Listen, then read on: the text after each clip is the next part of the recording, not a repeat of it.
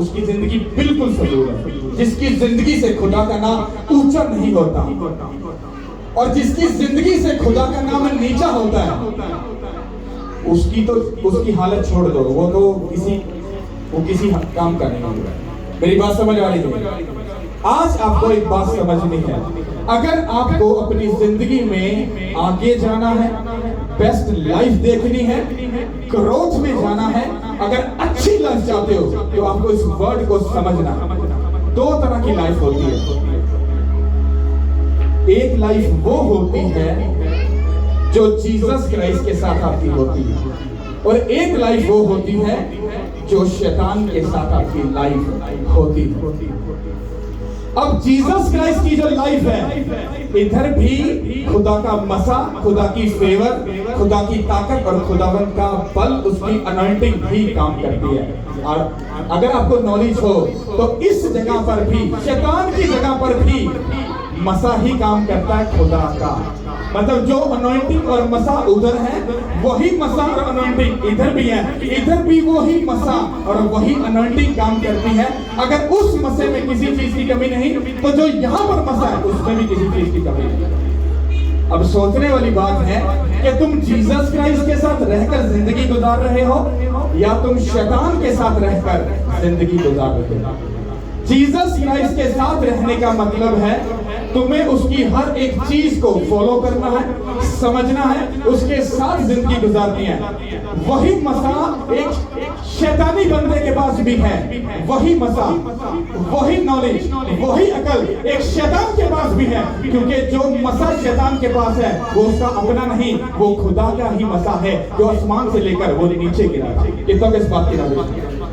और इस मसे के साथ शैतान कुछ भी आपकी लाइफ में कर सकता है, क्योंकि वो मसा जो है वो काम करता है।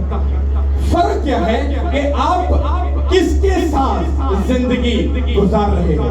अगर तुम खुदा की तरफ हो तो तुम खुदा के कामों को करोगे, ये उसकी निशानी होगी। अगर तुम शैतान की तरफ हो तो तुम्हारी जिंदगी में खुदा के काम नहीं होंगे, शैतान के काम होंगे, और तुम अपने चाल चलन से पहचाने जाओगे कि तुम खुदा के हो या उस शैतान के हो। मेरी बात समझ आ रही है? तुम्हारी जिंदगी अगर जीसस क्राइस्ट की किसी काम की नहीं तो वो जिंदगी बिल्कुल कचरा है। बात समझ आ रही कि नहीं आ रही? आप लोग समझदार हो, अकलमंद हो, आप लोगों को पता क्या पता है? हाँ, चर्च में चले जाओ, दुआ करवा लो, हीलिंग मिल गई, मसा मिल गया, बरकत मिल गई, काम पूरा हो गया। ये अधूरा सच है, ये पूरा सच नहीं है। तुम जब तक मसीह में रहकर जिंदगी नहीं गुजारोगे, तुम अपनी लाइफ में हमेशा अधूरे रहोगे, कभी पूरे नहीं हो सकते। ये मेरा चैलेंज है और दावा तुम लोगों से। हालेलुया। अगर आपको इस बात की नॉलेज हो तो आपको, अगर आप खुदा के साथ हो, आज आपको समझना है, अगर आप खुदा की तरफ से हो तो आपकी जिंदगी कैसे गुजरेगी, और अगर तुम लोग शैतान की तरफ हो तो फिर तुम्हारी जिंदगी कैसे गुजरेगी। तुम्हें खुद ही तजर्बा हो जाएगा कि मैं खुदा के साथ जिंदगी गुजारा हूं या मैं शैतान के साथ जिंदगी गुजारा हूं। हालेलुया। मेरी बात कितनों को समझ आ रही है? हालेलुया। अब्राहम को खुदा ने चुना, कितनों को पता? चुना। अब्राहम को खुदा ने चुनिया के नहीं चुनिया? ਉਹਨੂੰ ਕੀ ਕਿਹਾ? तेरे उत्ते वादा करना, तेरी नस्ल आसमान के तारियां दे वांगू होवेगी। कहा उसको? चुन लिया उसको। आपको क्या लगता है कि वो नस्ल उसको दूसरे साल के अंदर उसको बेबी मिल गया था? मिल गया था? 25 साल लगे थे उस वादे को पूरा होने में। कितनी देर लगी थी? 25 साल। फिर जो अब्राहम था वो क्या करता रहा? वो खुदा के साथ वैसा चलता रहा जैसा खुदा चाहता था, इसलिए वो उसको पसंद आया। अगर उन 25 सालों में अब्राहम खुदा को धोखा दे देता, उसका पीछा छोड़ देता, उसको बेबी नहीं मिल रहा था, उसको ताना मार सकता था, उसको बातें कर सकता था, बुड़बुड़ा सकता था, पर बाइबल में ऐसा कुछ नहीं लिखा। वो खड़ा और अड़ा रहा, और खुदा ने उसको ब्लेस किया कि नहीं किया? किया कि नहीं किया? उसको इसहाक दिया। इसहाक के बाद इसहाक को खुदा ने चुन लिया। उस नस्ल, उस वादे को पूरा करने के लिए। अब बताओ इसहाक के साथ क्या हुआ? इसहाक को भी 20 साल औलाद लेने में लग गए। ये बाइबल। सोचो खुदावंद का जो वर्ड होता है वो कैसे काम करता है। आज का अगर क्रिश्चियन और मसीह हो तो वो खुदा को गालियां निकाले, वो उसकी बेइज्जती करे कि तू कौन सा खुदा? पादरी ने तो क्या सी अब पाजी ਤੁਹਾਡੇ ਵਾਸਤੇ इंज हो जाएगा, एक 6 महीने लगे के कुछ भी नहीं होया। अरे भाई साहब तुम बाइबल पढ़ते हो? नहीं पास्टर जी, बाइबल कभी-कभी पढ़ लीजिए तो टाइम नहीं लगता। फिर तुम्हारे पास अकल भी नहीं है, तुम्हारे पास समझ भी नहीं है, क्योंकि बाइबल में ये लिखा हुआ है कि जब खुदा ने अब्राहम से वादा किया था तो 25 साल के बाद पूरा हुआ था। अगर उसके बेटे के ऊपर वो प्रोसेस पूरी होनी थी तो उसको भी 20 साल के बाद औलाद मिलेगी। एक तो मेरी बात समझ आ रही है? हालेलुया। जब खुदा आपको चुनता है तो आपकी जिंदगी में दुखों को, तकलीफों को, परेशानियों को, ट्रबल को वो 100% रखता है। 99% नहीं, 100% वो आपकी लाइफ में रखता है, क्योंकि वो ही दुख आपको आगे लेकर जाते हैं और बेस्ट में लेकर जाते हैं। पर हमें देखना है वो दुख खुदा की तरफ से है या वो शैतानी दुख है। हालेलुया। समझ आ रही कि नहीं आ रही? अब आपको समझना है आप किसके साथ जिंदगी गुजार रहे हो, खुदा के साथ या शैतान के साथ। तुम्हारी जिंदगी में अगर खुदावंद के लिए अहमियत और उसके लिए पहला दर्जा नहीं है, तुम धोखे में जिंदगी गुजार रहे हो। तुम बिशप के बच्चे हो, तुम पादरी के बच्चे हो, अपोस्टल के बच्चे हो, किसी प्रॉफिट के बच्चे हो, तुम कुछ भी क्यों नहीं, एनीथिंग। तुम झूठे हो, तुम फेक हो, तुम नकली हो, अगर तुम्हारे अंदर बाइबल नहीं है। हालेलुया। क्योंकि बाइबल ही तुम्हें बताती है तुम्हें लेफ्ट राइट जाना है या तुम्हें लेफ्ट जाना है। कहता मैं तुझे अपनी तालीम दूंगा, मैं तुझे बताऊंगा जिन राहों से होकर तुझको जाना है। कहता मैं तुझे सलाह दूंगा, कहता मेरी नजर तुझ पर होगी। ये वर्ड तब पूरा होता है जब आप उससे मांगते हो, उसके साथ टाइम स्पेंड करते हो और फिर वो अपनी महिमा तुम पर होगा। हालेलुया। अब इसको समझते हैं। हालेलुया। मैं इसको समझाता हूं आपको इसको समझना है। हालेलुया। खुदा के पाक कलाम में से हम देखेंगे ज़बूर की किताब, उसका एक बाब, ये पुराने अहदनामे की दूसरी किताब है पैदाइश के बाद। ज़बूर की किताब उसका पहला बाब 8 से 14 याद तक। पुराने अहदनामे की दूसरी किताब। तब मिस्र में एक नया बादशाह हुआ जो यूसुफ को नहीं जानता था, और उसने अपनी कौम के लोगों से कहा, देखो इस्राएल हमसे ज्यादा कवि हो गए हैं, सो आओ हम उनके साथ हिकमत से पेश आए, ताना हो के जब वो और ज्यादा हो जाएं और उस वक्त जंग छिड़ जाए तो वो हमारे दुश्मन से मिलकर हमसे लड़े और मुल्क से निकल जाएं। इसलिए उन्होंने उन पर बेकार लेने वाले मुकर्रर किए जो उनसे सख्त काम ले लेकर उनको सताएं। सो उन्होंने फ़िरौन के लिए ज़खीरा के शहर पतूम और उम्मीद सब बनाए, पर उन्होंने जितना उनको सताया वो उतना ही ज़्यादा बढ़ते और फैलते गए। इसलिए वो लोग बनी इस्राएल की तरफ से फिक्रमंद हो गए और मिस्रियों ने बनी इस्राएल पर तशद्दुद कर के उनसे काम करवाया और उन्होंने उनसे सख्त मेहनत से गारा और ईंटें बनवा कर और खेत में हर किस्म की खिदमत ले लेकर उनकी जिंदगी तलख की। उनसे उनकी सब खिदमतें जो वो उनसे कराते थे तशद्दुद की थी। आमीन। सब बोलो आमीन। अब जो आपने सुना है आपने इसको घर जाकर समझना है, पढ़ना है और इसको गौर से। ये खरूज का पहला बाब है, उसी के अंदर से ये पढ़ा गया है, इसको समझना है। हालेलुया। अब सुनो, खुदा ने अब्राहम को चुना, उससे वादा किया कि मैं तेरी नस्ल को आसमान के तारों की मानद क्या करूंगा, बढ़ाऊंगा। इस लफ्ज को पूरा करने के लिए खुदा ने कैसा खेल खेला। अगर आप बाइबल पढ़ने वाले हो तो आपकी अकल खुल जाएगी और आपको समझ आ जाएगी कि वो खुदा कितना बड़ी सोच रखने वाला है। अब सोचो, खुदा आपसे बात करता है कि अगर तुम जमीन पर हो तो तुम अगर मेरे काम के हो, मैं तुम्हारे बच्चों के बच्चों के बच्चों के बच्चों के बच्चों के बच्चों को भी मैं बचा लूंगा। अगर तुम 5 हो, मैं तुम्हें इतनी नस्ल दूंगा, तुम्हारी नस्ल आखिर तक जिंदा रहेगी। मैं तुम्हें इतना पैसा, इतना अमीर, इतना ब्लेस कर दूंगा, तुमसे पहले ना किसी को दिया ना किसी को दूंगा। मैं तुमको इतना ब्लेस कर सकता हूं। पर ये पूरा कब होगा? जब आप इन वर्ड को समझ कर फिर चलोगे। अब्राहम 25 साल तक खुदा के साथ क्या रहा? वफादार रहा। वफादार रहा कि नहीं रहा? जब वो वफादार रहा, जब उसके बेटा हो गया, तो उसका जब बेटा थोड़ा सा जवान हुआ तो खुदा ने क्या, अपना बेटा मुझे दे दे। क्या कर दे?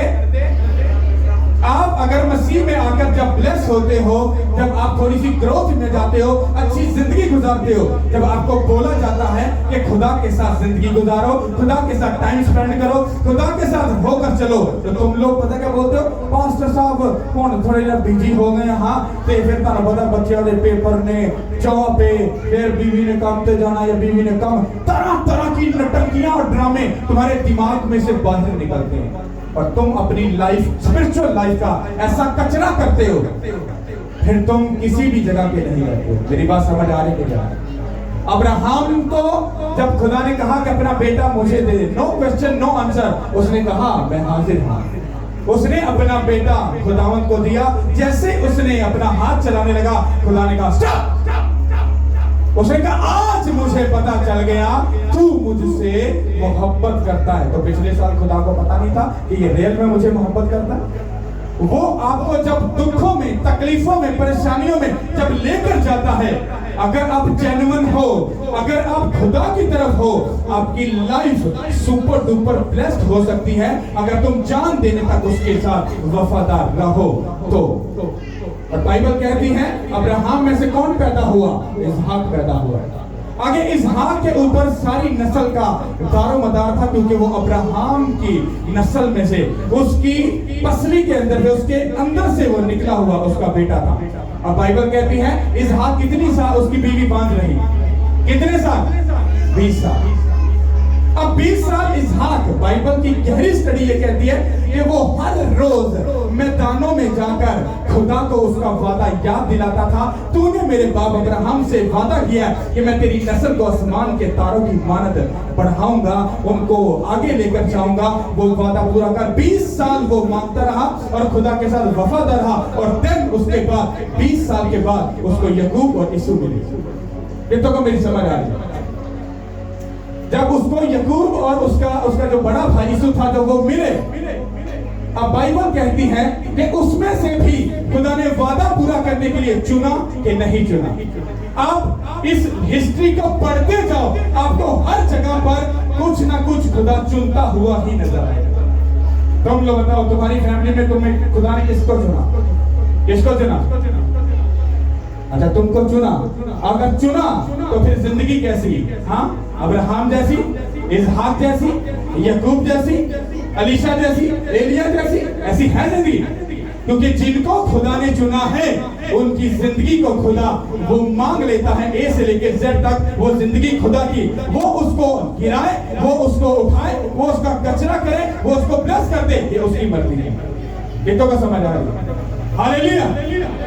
और जब याकूब को चुना गया तो बाइबल ये कहती है, आगे याकूब की तुम स्टोरी जाकर पढ़ लो।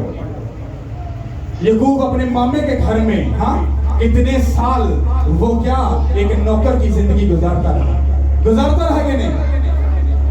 फिर उसके अंदर से 12 बेटे पैदा हुए।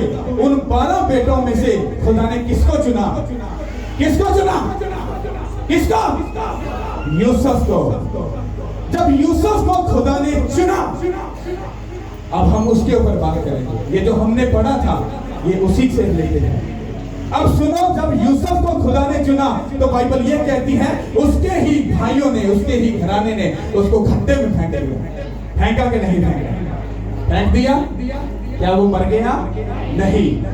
दुनिया के हिसाब से क्या था, वो दुखी, बेचारा, शर्मिंदा, बेइज्जती वाला, रुसवा वाला वो छोटा सा टीन एज बच्चा कुएं में फेंक दिया, भाई साहब चले गए। पर यूसुफ को इस बात की नॉलेज थी कि मुझे खुदा ने बादशाह बनाने के लिए चुना। हालेलुया। आपको पता है आपको किस लिए चुना गया? आपको अपनी कॉलिंग, अपनी बुलाहट, अपने काम के बारे में नॉलेज है? नहीं। तो गल्ला करा लो, दुनियादार चतरियां गल्ला आप फटका आप होता। पर खुदा के बारे में पता है? खुदा क्या चाहता है? नहीं पॉस्टर नहीं, तो पादरियां लगा लो। तुम्हें जबान चलानी आती है, तुम्हें चतर चतर करना होता, तो मुंह बंद रखो, सीखो और समझो। और बाइबल कहती है जब वो खड्डे में फेंका गया तो उसके बाद जब उसको वहां से निकाला गया तो उसको बेच दिया। फिर ट्रबल शुरू, फिर दुख शुरू। आपको लगता है वो दुख था, पर जब वो वहां से बिककर एक बादशाह के घर में गया, वहां झाड़ू और टाकी पोछे का काम करता था। क्या करता था? सोचो, जिसको इस बात की नॉलेज हो कि मुझे खुदा ने बादशाह बनाने के लिए चुना, उस लड़के को जब कुएं में फेंक दिया तो वो खुदा को ताना मारेगा कि नहीं मारेगा? मारेगा कि नहीं? पर बाइबल में ऐसा लिखा नहीं है कि यूसुफ ने इसको ताना मारा। फिर वो बादशाह के घर में जाकर झाड़ू पोछे का काम कर रहा है, उसने फिर भी खुदा को नहीं कोसा, वो वेट करता है। फिर उसी घर में उसके मालिक की बीवी ने उस पर जब इल्जाम लगाया, उस पर तोहमत लगाई, तो बाइबल ये कहती है वो तोहमत जब उस पर लगी, उसके बाद उस जाकर जेल में पता नहीं कितने साल उसने सजा भी काटी। उसने तब भी खुदा को क्या नहीं ताना मारा, उसने वेट किया। God time is a best time. Hallelujah. और बाइबल कहती है जब वो जेल में सजा काट रहा था, तब वो 12 साल का या 18 साल का बच्चा, वो जब जेल में जब वो अपनी सजा पूरी कर चुका था, उसकी एज 25 से 30 साल के करीब हो चुकी। इतने साल दुखी रहना, एक बादशाह, खुदा ने क्या, यूसुफ को मैंने चुन लिया, इसके वसीला से मैं बड़े काम करूंगा, इसको बादशाह बनाऊंगा। तो यूसुफ भाई साहब बड़े खुश। उसको ये नहीं पता था कि भाई साहब मुझे झाड़ू पोछा करना पड़ेगा। हाँ, मुझे क्या करना पड़ेगा? झाड़ू पोछा। मुझे जेल में रहना पड़ेगा, वहां पर सफाई करनी पड़ेगी, मुझे कुएं में रहकर मुझे कीड़े मकोड़ों से लड़ना पड़ेगा, ऐसी ऐसी गंदी जिंदगी। हाँ, ये कौन सा खुदा है? वो बोल सकता था, पर बाइबल कहती है उसे कुछ नहीं बोला। आपको पता है यूसुफ के साथ ऐसा क्यों हुआ? यूसुफ के साथ इसलिए ऐसा हुआ क्योंकि यूसुफ से खुदा एक बहुत बड़ा काम लेने वाला था। जब वो जेल में से निकला तो उसको उसी मिस्र का तीसरे दर्जे का बादशाह बना दिया गया। आपको पता क्यों बना दिया गया? जो हमने कलाम अभी पढ़ा। बाइबल कहती है जिस अब्राहम के साथ खुदा ने ये वादा किया था, मैं तेरी नस्ल को आसमान के तारों की मानद बढ़ाऊंगा, वो लोग पता कितने थे? जब वो यूसुफ ने अपने बाप और भाइयों को मिस्र में बुलाया था कि मेरे पास आके रहो, तो वो 70 लोग थे। कितने लोग थे? कितने लोग थे? 70 लोग। 70 लोगों को सिर्फ आप बाहर कॉलोनी में छोड़ दो, वो आपको 3 महीने में कभी नजर नहीं आए, वो तितर बितर होकर भाग भूल जाए। ऐसा ही है। अब आपके खुदा की हिकमत चेक करो, उसने उस 70 लोगों को बचाने के लिए, उनकी नस्ल को बढ़ाने के लिए यूसुफ को जब वहां पर तीसरे दर्जे का बादशाह बनाया, तो वो जब 70 लोग मिस्र में आए, तो वो खुदा ने उन 70 लोगों को मिस्र के बादशाह के हाथ में कर दिया। और बाइबल कहती कुछ सालों के बाद यूसुफ भी मर गया, वो 70 लोग भी मर गए, पर उनकी जो औलाद हुई थी वो 70 से 20 लाख तक पहुंच गए।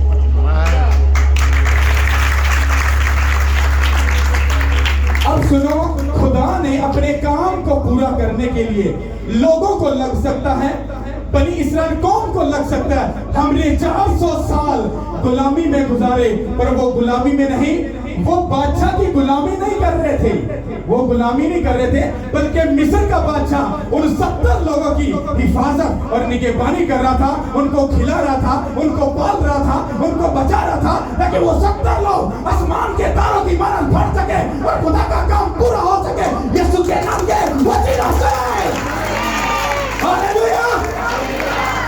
70 लोगों को 20 लाख लोगों तक खुदा ने कैसे कर दिया 400 साल में। जब खुदा ने उनको 20 लाख के करीब कर दिया, तब खुदा ने उनकी दुहाई सुनी कि अब बहुत जिल्लत हो चुकी, बहुत शर्मिंदगी हो चुकी, बहुत बेइज्जती हो चुकी, अब मुझे कुछ करना है। हालेलुया। तब उसने क्या किया? तब उसने मूसा को बुला लिया। किसको बुला लिया? मूसा के वसीला से वो 20 लाख लोग बचाए गए कि नहीं बचाए गए। यहां पर हमने क्या पढ़ा? अगर आप जेन्युइन हो, अगर आप बनी इस्राएल हो, अगर आप उसके बेटे और बेटियां हो, अगर आप सच्चे हो, वो 400 साल हो, वो बीमारी हो, वो कैंसर हो, वो टीबी हो, वो कुछ भी क्यों ना हो, तुम खड़े और अड़े रहो, वो तुमको बचाएगा, जिंदगी देगा, ऊंचा करेगा, आगे लेकर जाएगा, यीशु के नाम के वसीला से। हालेलुया। अगर तुम सच्चे हो तो, अगर अब्राहम, याकूब, इसहाक, यूसुफ अगर खुदा के साथ थे, इसीलिए वो 70 लोग 20 लाख में कन्वर्ट हो गए। हुआ कि नहीं?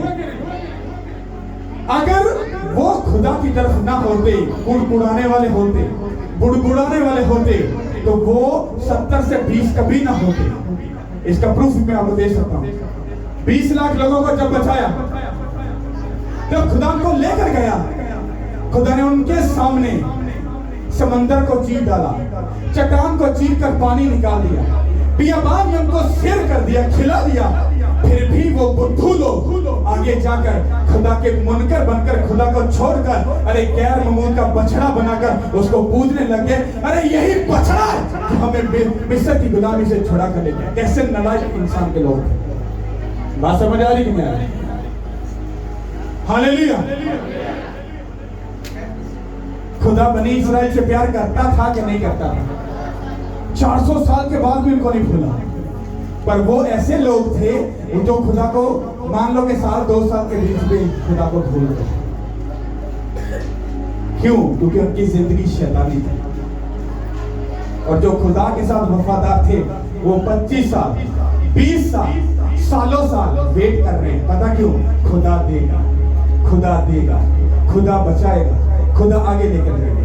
फर्क क्या है? जो शैतानी सिस्टम होता है वो जल्दी जल्दी पकड़ लो, खा लो, बस। हाँ, आ जाओ जल्दी जल्दी। जो खुदा के साथ है वो रुकता है, वो सांस लेता है, वो खड़ा हो जाता है, वेट करता है। दुख आए, प्रॉब्लम आए, मुसीबत आए, परेशानी आए, वो खड़ा और अड़ा रहता है। God time is the best time, Yeshu के नाम के वसीला से। हालेलुया। एक बात याद रख लो, खुदा के साथ चलना यूसुफ के जैसा रहना है। खुदा के साथ चलना अब्राहम के जैसा जिंदगी गुजारना है। खुदा के साथ जिंदगी गुजारनी याकूब, इसहाक की तरह वेट करना पड़ेगा। हालेलुया। अगर आपको समझ आ जाए, जो खुदा के साथ सीरियस रहता है वो खड़ा और अड़ा रहता है। हालेलुया। मेरा आपको ये मशवरा है कि खुदा के साथ वफादार रहना।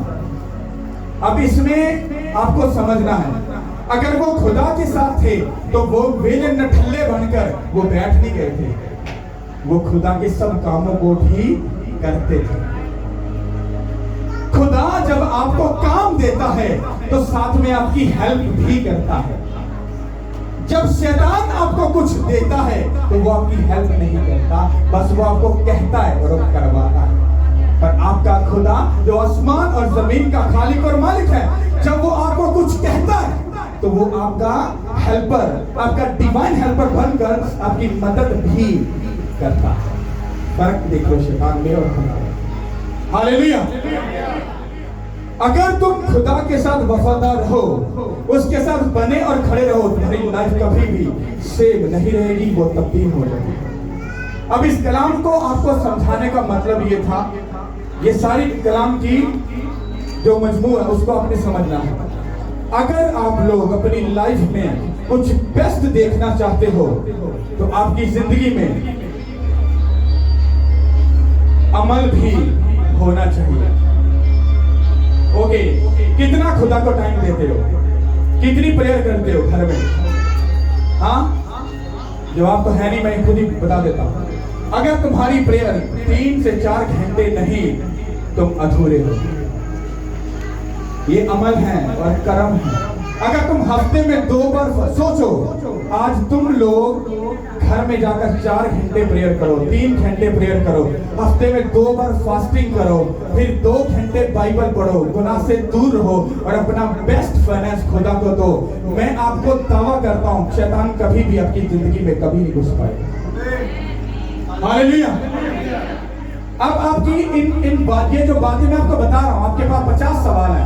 लो पादरी साहब होने हर वक्त दवाई कर दे रहा, नहीं दवा ना कर, तू सारे पुठे काम ही करी जा। दवा कर पर ये केड़ा काम में है, छड़ परा चर्च की लेना ना, छड़ परा। जब बेइज्जती रुसवाई आती है, फिर जिस पादरी को ताना और गाली निकालते हो उसी के सामने सर झुका के पादरी साहब बड़े तांगों में हाथ रख के प्रेयर करते हो। शर्म नहीं आई तुम्हें? तुमने पहले क्या बोला था? तुम्हें बोला था प्रेयर करो। अगर तुम अपने जिस्म को 2 दिन के लिए खुदा को नहीं दे सकते, तुम कौन से क्रिश्चियन हो? सोचो तुम लोग, जब इतने लोग अपने अपने घरों में फास्टिंग में हो, तुम्हारा रिश्तेदार, तुम्हारा पड़ोसी, तुम्हारा बिजनेस वाला, जॉब वाला, घर वाला पूछे तुम बताओ जी भाई जी हम तो फास्टिंग में। अरे भाई क्यों फास्टिंग क्यों? नहीं भाई जी खुदा, ये बदन खुदा का है, 2 दिन तो उसको देना चाहिए कि नहीं? तुम्हारे चाल चलन से इच्छा तू ऐसा कर सकता है, मैं भी करेगा। तुम्हारी वजह से वो बदला कि नहीं करोगे? जब तुम घर में 3 घंटे प्रेयर कर रहे हो, तुम्हें देखकर तुम्हारा रिश्तेदार तुम्हारे घर में तुम्हें मिलने है, तुम्हारी प्रेयर का टाइम, तुमने रिश्तेदार कहा भाई जी सॉरी मेरी प्रेयर का टाइम है, मैं जा रहा हूं। भाई साहब तुम बाद में कर लेना, कोई बात नहीं, रोज ही प्रेयर करते हो, नहीं करोगे लेकिन और लोग तेनों नहीं मिलेगा कि कोई फर्क नहीं पड़ेगा, पर खुदा ने टाइम ना दिखता कि स्यापा पहलेगा, तू जा सकते छोड़ दो उसको।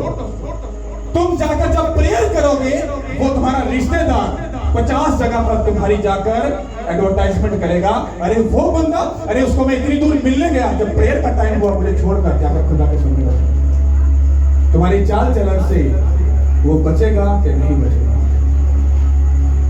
जब तुम्हारी बाइबल का टाइम है, छोड़ दो सब कुछ, पढ़ो बाइबल, देखो खुदा तुम्हें वर्ड देगा, अपने दिल की हार्ट की बातें तुमको बताएगा। हालेलुया। जब तुम गुनाह से दूर रहोगे तो खुदा तुम्हें अपना आप तुम पर जाहिर करेगा। हालेलुया।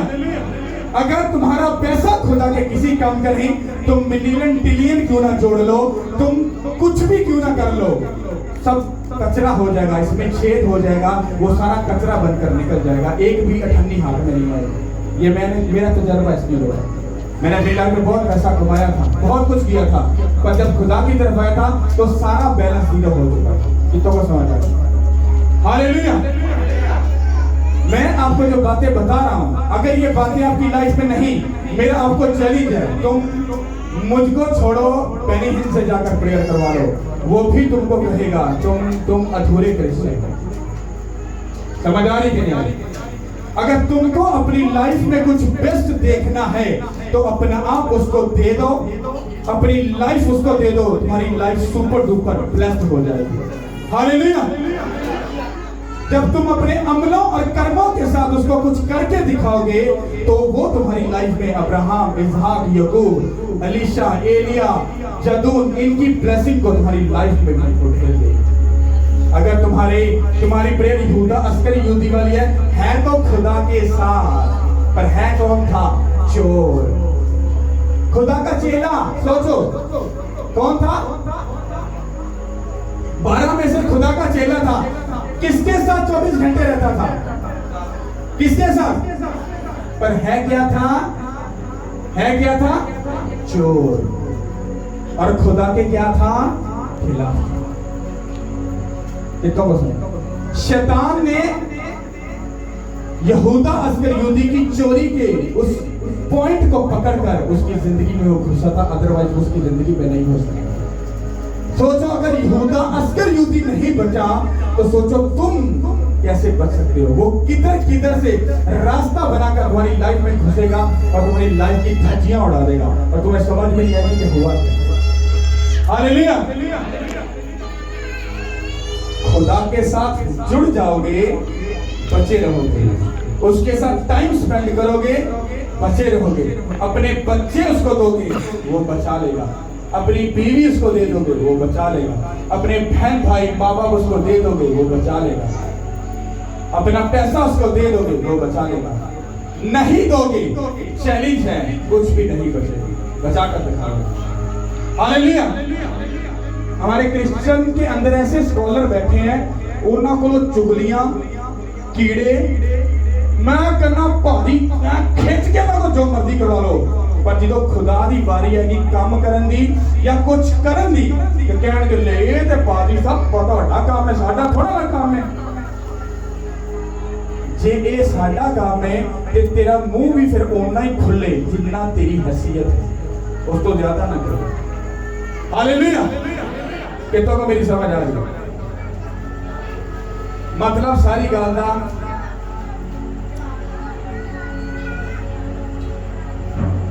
आप भाजी तुसी हो, हाँ भैन भी तो भरा आ तुसी हो। अगर इन्हें बच्चे खुदा ने दे देते ये बचे बचे, अगर इन्हें अपनी फैमिली खुदा ने देती तो भी बचे, अगर इन्हें अपना पैसा खुदा ने देता वो भी बच गया, अगर इन्हें अपना आप खुदा ने दे दिता तो की हो गया, बच गया। और अगर एक खुदा दे काम दा ना इन्हें बच्चों की फिक्र, ना गल, ना बात, ना लेना, ना देना, ना दुआ, ना रोजा, चर्च ना पूरा, चाली पूरा, गल्ला ना खटिया खाना, हाँ निकम्मा बन रहा है, कचरा है, कहना भागे रहते, जितना मर्जी चौधरी क्यों आना, कचरा है, कचरा कचरा, मुंह पे बोल रहा हूँ, कचरा, वेस्ट हो वेस्ट, तो डस्टबिन में जाओगे। पर अगर ये खुदा का है, चाहे झाड़ू फेरने वाला क्यों ही क्यों ना हो, ये खुदा के लिए सुपर डुपर हीरो है। इसके वसीला से खुदा कौमों को, मुल्कों को बचा सकता है। हालेलुया। समझ आ रही कि नहीं आ रही? तुम खुदा के किसी काम के हो कि नहीं? जाकर अपने आप से रात को प्रेयर में सवाल करना, क्या कर क्या रहे हो खुदा के लिए, कर क्या रहे हो? अगर कुछ कर रहे हो तो मुझे बताना, बस अभी ये कर रहे हैं, फिर मैं तुम्हें बताऊंगा तुम वाकई में कर रहे हो या तुम धोखा दे रहे हो। हालेलुया। सब बोलो आमीन। आमीन। हमारी लाइफ से नहीं रहेगी। जाओ और खुदा के साथ मेडिटेशन में चले जाओ, अपना अपने भाई बहन बच्चे भी कुछ भी एनीथिंग दे दो जीसस क्राइस्ट को, वो सब चीजों को ब्लेस कर देगा। हालेलुया। हालेलुया। अब ये सब कुछ करने के लिए आपको पता क्या करना पड़ेगा? पहले खुद अपने आप को देना पड़ेगा, देन ये सारा कुछ होगा।